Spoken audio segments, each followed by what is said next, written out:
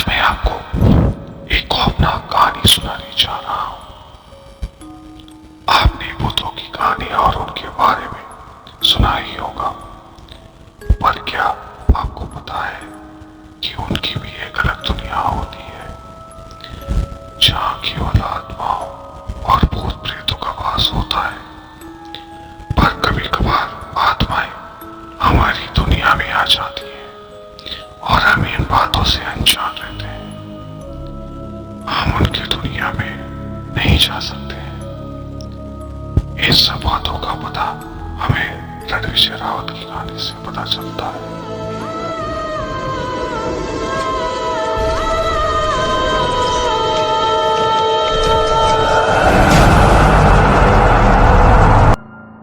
रणविजय एक कंस्ट्रक्टर है जिसका काम नई इमारतों को बनाना या पुरानी इमारतों को गिराना होता है। एक दिन उसे चौथे माले की बंद पड़ी इमारतों को गिराने का काम मिला। वो अपने मजदूरों के साथ उस बंद पड़ी पुरानी इमारतों के पास जाता है।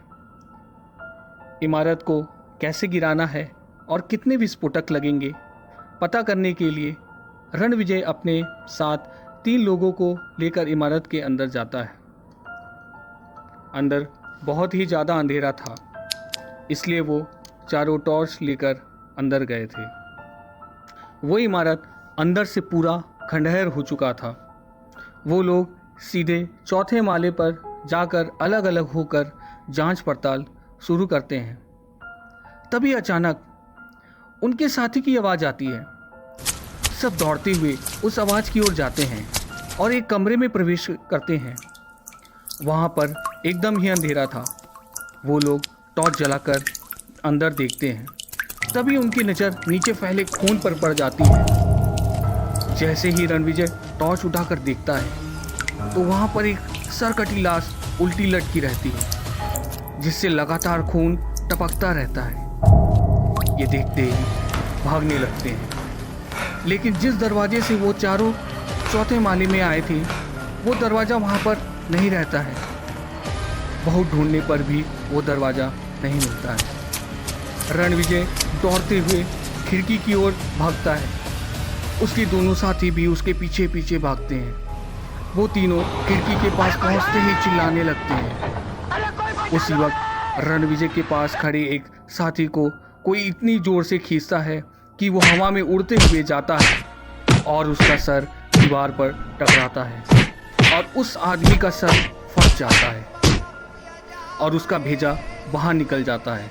ये खौफनाक नज़ारा देखकर रणविजय और उसका साथी डर के मारे वहीं जम जाते हैं। दोनों पूरे ठंडे पड़ जाते हैं, मानो जैसे शरीर में खून ही ना हो। तभी वो वर्कर एक दरवाजे की तरफ भागता है और रणविजय भी उसके पीछे जाता है। उस दरवाजे पर ताला लगा होता है। दोनों उस ताले को तोड़ने की कोशिश करते हैं, जो कि पूरी तरह से जाम था। ताला तोड़ने के बाद भी वो दरवाज़ा नहीं खुलता है।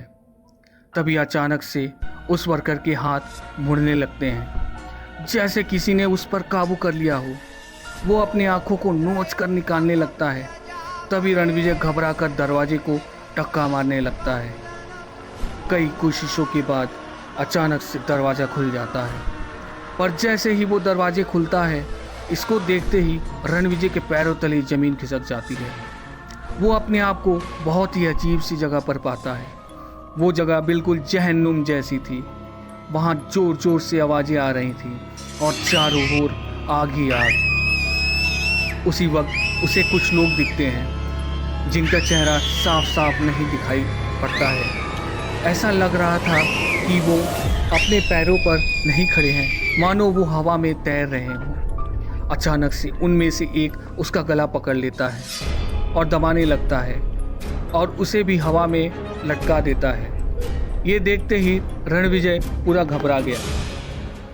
वो समझ चुका था कि वो भूतों की दुनिया में आ गया है। उस वक्त उसने जोर जोर से हनुमान चालीसा पढ़ना शुरू कर दिया, जिसे उसके आंखों के सामने एक चमकती रोशनी प्रकट होती है और वो अपनी दुनिया में आ गिरता है और अपने आप को निचली मंजिल पर पाता है। वो भागते हुए अपने साथियों के पास जाता है और सारी बात बताता है।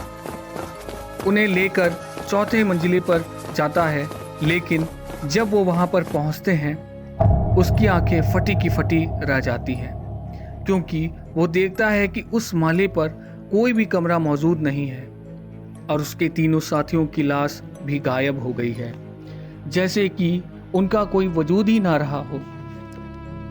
इस घटना से उसे इतना बड़ा सदमा लगता है कि वो पागल हो जाता है और आज भी वो पागल खाने में है और उसका सुनने वाला कोई नहीं।